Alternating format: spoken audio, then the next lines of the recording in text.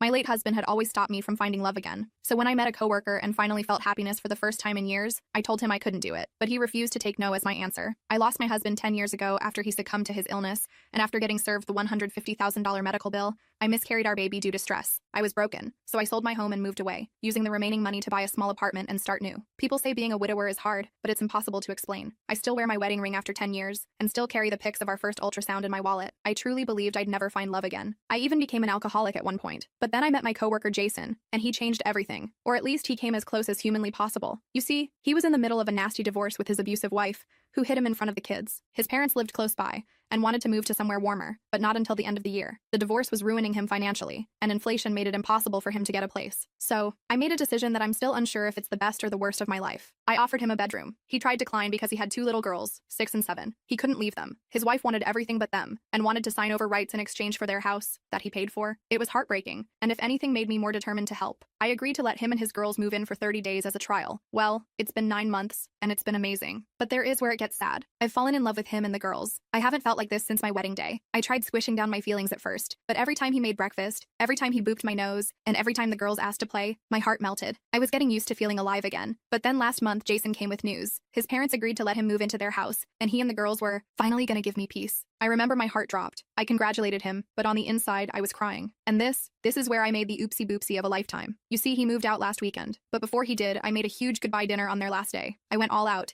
even making my late husband's favorite meal. I remember the girls ate dessert and got banana pudding on their nose, and I was overcome with emotion. This was the last day I would feel joy for likely the rest of my life. And then came time for them to go. The 3 of them climbed into his car to go to their new home, and through the window I hugged him. I held him for too long, and in that exact moment, I leaned in and went to kiss him on the cheek. He went to do the same, and we kissed on the lips. Neither of us pulled away until one of his girls made an "ee" screech. I went red and mumbled something before closing the door. I remember he came back in the middle of the night and knocked asking to talk, but I didn't open it. He kept calling me and texting me, but I didn't respond. I just cried, feeling like I had cheated on my husband. I remember one of the days I got drunk, and after some rambling to myself atop a hill, I concluded that when it comes to Jason, it was the life I should have had by now, with my husband here with me, the 2 kids we planned on having in a house with toys, laughter, cries, and spats. This should have been my life. But the man in my house was the wrong person. It wasn't my 6'2" green-eyed Prince Charming, and as much as I loved them, the girls weren't ours. I missed my husband, and I missed even more the life we were robbed of. I realized that nothing would compare to my husband, and I didn't want anything to compare it to. And so, I made the decision to rob myself of happiness. I looked through Jason's texts and started reading them for the first time. They went from him just asking me to talk, to him saying there was something we had and he didn't want to lose, to him apologizing, and finally to him asking if we could return to being friends and just forgetting everything. When I saw that last text, I put my adult pants on and called him. I told him everything. I told him that he was freshly divorced too, and I wasn't a rebound. That with my insecurities and comparisons to my husband, it wouldn't be fair to pursue anything with him. Because even though I think I fell in love with him, I need time to confirm if it's with him or just the life I was supposed to have. Thankfully, he understood. He asked if we could still be friends, and I swear my heart involuntarily skipped a beat. I jumped so fast at that option, because as much as I don't want him, I want him. I missed him, I missed the girls, I missed having meaning, I missed waking up feeling like SpongeBob and not Squidward, and then, he said he wanted me to come over for Christmas. He didn't ask me to, he wanted me to. I was so excited. I couldn't wait to see him again. I bought the girls some presents from me and Santa that same day, and told him I'll come over tonight once the girls go sleep and stay until after Christmas. He seemed so happy. I swear I heard the man smile through the phone. But unfortunately, life isn't sunshine and rainbows. I told him that as excited as I was to see him again, we needed to have that adulting talk that a phone conversation won't suffice for. He promised me we would, and he also promised me that whatever happened, I was special. I felt my heart flutter, and all I could respond through my blushes was, "You're special too, Jason." But then when as I said it, I realized I couldn't stop it, and it was happening all over again. I started stammering and quickly hung up saying I'll be there soon. I'm going over right now. Jason's POV. In November 2021, my family and I moved towns into a neighborhood near my parents. I wanted to be close to them. They're in their 70s, and times are taking their toll on them. My wife wasn't too keen on it, but our 2 kids were happy to see their grandparents more. I commuted to my job until I was able to get an in-town transfer to my current location. Come to find out, my wife reignited an old flame of hers and started cheating on me. My 3rd month into my new job, she tells me she wants a divorce, wants the house, and wants to sign over the kids. Her boyfriend has his kids, and they want to move into the house and be one big happy family. I moved into my parents' place. They have 1 spare bedroom because the others are basically storage. My kids would stay with their mom until I could find at least a 2-bedroom. My parents told me they want to move by the end of the year and either sell or give me the house. I just have to do something by then. Rent's nuts out here. Then my wife throws on me that her new man and his kids are moving in now and not getting along with mine. So she agrees to make it quick and sign over rights to mine as long as she keeps the house. I had become friends with Hope at work. The day came, I told her about needing to move and find a spot for me and my kids. She offered her home. I asked if her husband would mind, and she told me she didn't have one anymore. See, she still wore a wedding ring, and I never bothered to ask about it. Just always assumed she was married. It appears he passed away a decade ago and she just still wore the ring. We move in, and it's a dream. I see this woman in a light I never thought of before. My kids loved her. She never put their mom down. She made them breakfast, lunch, and dinner on her off days, and she would take them out to do girl things that I had no idea. She even took them to school clothes shopping when I ran short on time to be able to do it. Hope just seemed happy as hell to be around us and have us there. She was this warm, beautiful, caring woman I didn't notice because I was too tied up in my own mess to see it,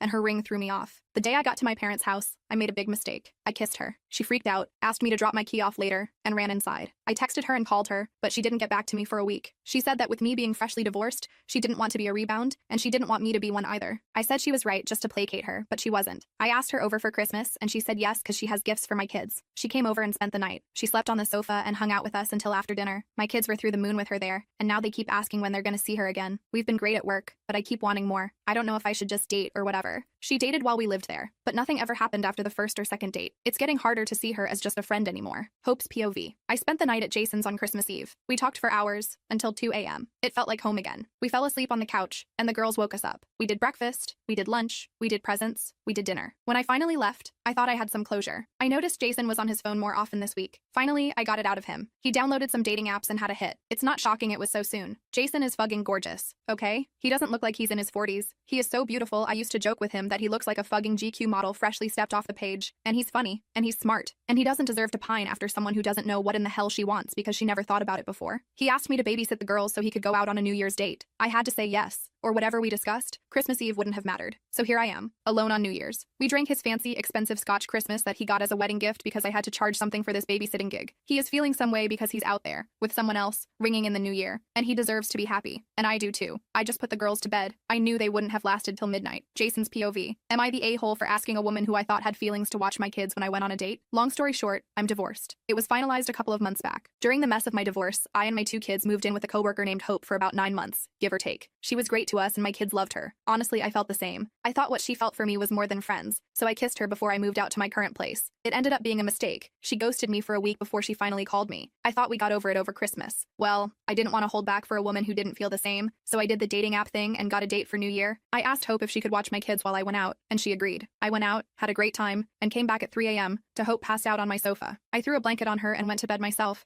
expecting to make breakfast for her and mine, but she left before I woke up. The morning after, I asked her if she could watch my kids again while I set up a second date. She immediately declined, saying she was having her sister and brother-in-law over this week. Her sister has 3 kids of her own, and yeah, Hope has a big house, but with everyone there, she wouldn't have time to watch mine. I understood and said I'd find other accommodations. Well, this morning, I see Hope tagged in a sappy post by who I assume is her sister, and I check that page. Sure enough, it is her sister, and her sister's family is spending the next 3 weeks out of the country, and not with Hope. Now, I know she only has one sister, so I asked her what was up. She kind of stuttered a bit and said, yeah, she can watch my kids, and to go ahead and set up the second date. When I asked her why she lied to me, she brushed me off and told me to stop being an AH, and I got what I needed. Am I the a-hole for even asking her again? I know she lied to me about her family visiting. She told me she didn't have any feelings for me like I do her. Hope's POV. I posted here because I needed to vent and throw my FU at people so they could see that even I could do something as silly as fall for someone I shouldn't have. Not when I still wore a wedding ring from someone who left me long ago. The ring told me my heart and soul still belonged to someone else, even though I no longer had theirs. I posted here because I needed to vent out everything. Needed to give me closure. Needed to figure out why this man, whom you now all know as Dan, rocked my universe by just becoming a part of it. I was told to go for it, and I excused it all with, no, I'm still a mourning widow who can't fathom taking her ring off. I theoretically clutched my pearls at such a thought. But you guys want to know the good part, don't you? And you guys deserve to know it too, because if it weren't for you, there wouldn't be a good part. On Christmas morning, he made breakfast. I came to the kitchen and had to do a double take. Granted, I was uncaffeinated, so in my sleepy state, I had expected to see my husband. But when he turned and smiled at me with a grin big enough to reach his eyes,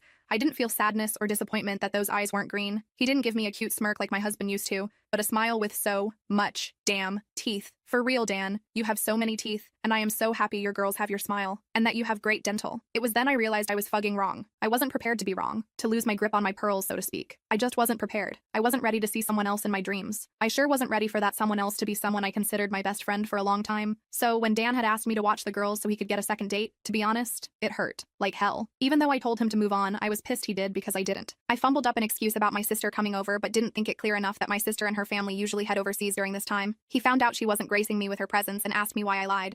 I just said, oh yeah, I'll watch the girls, no problem. But he said he already had a sitter and wanted to know why I lied. I said I didn't. I forgot. But lo and behold, when you live with someone, they pick up on your calls. Dan said, no, you're lying. I don't care if you can't, or even if you're not up for it. That's fine. Just be honest with me. I called him an asshole and said I'd be there. Just tell me the time. He said to come over for breakfast, and we can talk out whatever is wrong with us like adults hope, that thing we're trying to be. Well, that night, he made a post, and a few of you found some similarities that were too convenient to be coincidental. So late that night, I got a call from him, which I ignored twice. The third time was a charm, and I advised him where to stick a few amenities for waking me up until he blurted out, "You named me after your cat?" Yes. I named my cat Jason. He's a seal point, and he has a cute mask. He's the size of a small dog and looks at me like he wants to kill me in my sleep. I love him. South. We talked for about a half hour or so. He said he had to see me but wouldn't leave his girls alone that late. He asked me to take a personal day tomorrow and said he'd do the same. I said no, but I could come over. He said only if I could stay the night. So I grabbed some extra clothes, put on my comfy bright pink bear claw slippers. Yes, they're as magnificent as they sound. Filled the feeder for my chubby boy Jason, and headed over. We talked until about 3 a.m., and he said he would take a personal day and I should do the same. Well, you couldn't twist my arm fast enough at that point, so I agreed and grabbed some blankets. But he stopped me. He asked me if I could try sleeping in the same bed as him. The typical fare of him being over the covers, I'd be under them. He promised to wear clean underwear, yada yada. Color me surprised at agreeing with him, and me crying for the first 20 minutes and being held by someone who didn't understand why,